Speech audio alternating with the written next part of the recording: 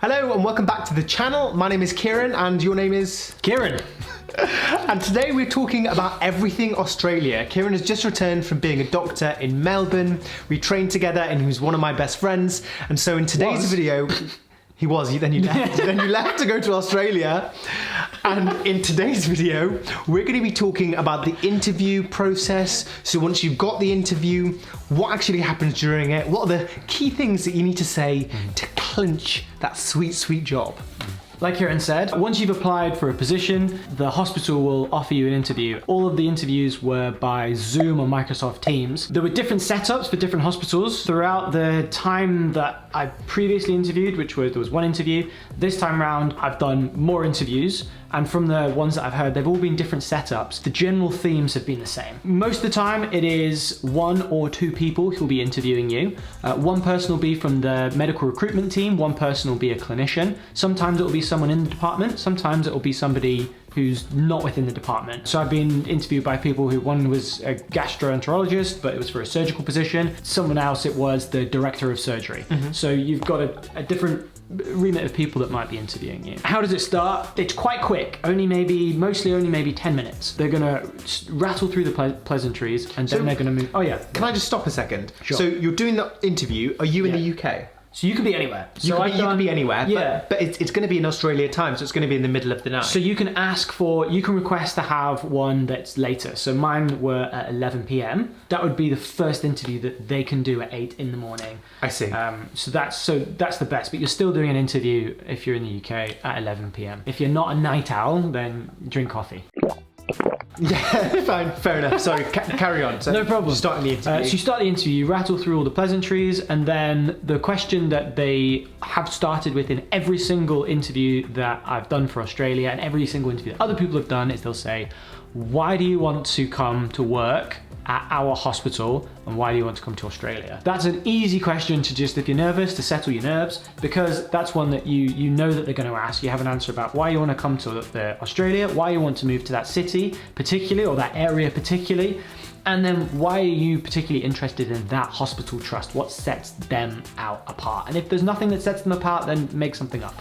So can I ask vaguely what you said for that question? So what were your kind of, just an idea of the kind of things that you said? So I broke mine down as, firstly, why do I want to go to Australia? There's a whole video on that, and I reeled off lots of those exact bits of information. So check that out in the card above. And then why I wanted to go to Melbourne particularly was because it was the sport and arts cultural hub of Australia. It had so much going on. Then particularly the Royal Melbourne itself was a trauma centre, and I was really interested in working in trauma from a surgical side and also emergency medicine part. As well as that, it was linked with the University of Melbourne, which meant that you had a lot of good teachers because some of the best teachers are drawn towards that hospital to be able to work at the University of Melbourne. And another reason why Melbourne itself is because I was told such great things by other people about why I should come and work there. That was my exact answer pretty much of why I wanted to go work there. And then what did they next ask? So then the next question they might ask is, how long can you work with us there? A bit about how many months are you able to work there? And then they might ask an ethical question and then a clinical question. If you only wanted to go for 6 months,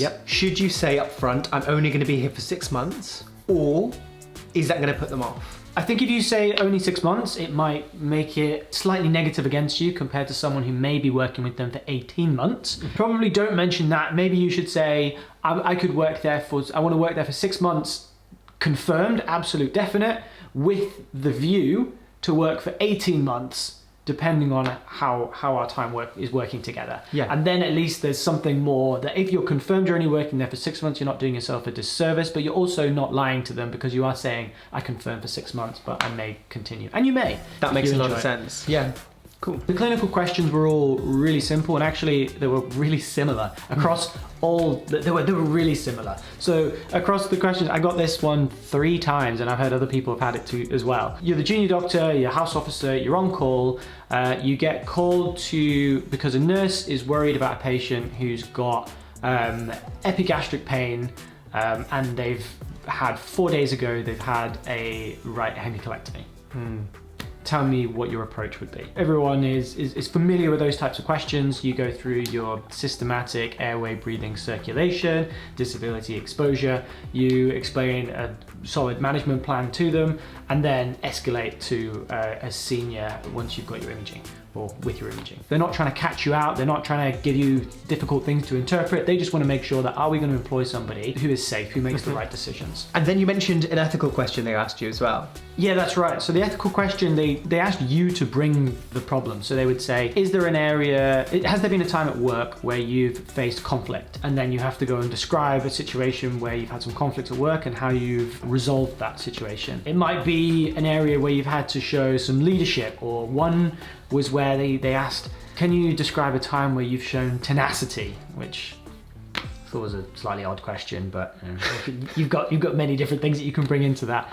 And that pretty much, those questions formulated most of the interview. In terms of extra information that I would say you should know about, is probably know about how the Australian healthcare system does function and how it works. So know the breakdown of how Medicare works, how the public sector and private sector intertwine, and also about the process for getting there. Other than that, it was for most people that I've heard about, from everybody I've heard about, it was a fairly simple interview, and no one was trying to catch you out, and everyone was fairly nice. And then presumably they don't let you know on the day you've got the job. So what's the timing? No, so it was different for different hospitals. The first time round it was the next day. For other, pretty quick. For that one was quick. It must have been desperate. The ones for this time round were, one of them was on the day, and one of them was a couple of weeks later. So it really depends on what they're looking for and how quickly they need to fill the role, I suppose. Nice. That was really helpful. For anyone who is planning on going to Australia that might have an interview, this is a real masterclass of how to get that job. I hope you enjoyed this video. We have a whole series about how to become a UK doctor in Australia. So if you enjoyed this one and you want to see similar ones, subscribe to the channel and check out this playlist for future videos. Thank you for joining us, Kiran. Thank you, Kiran. Take care, and we'll see you in the next one.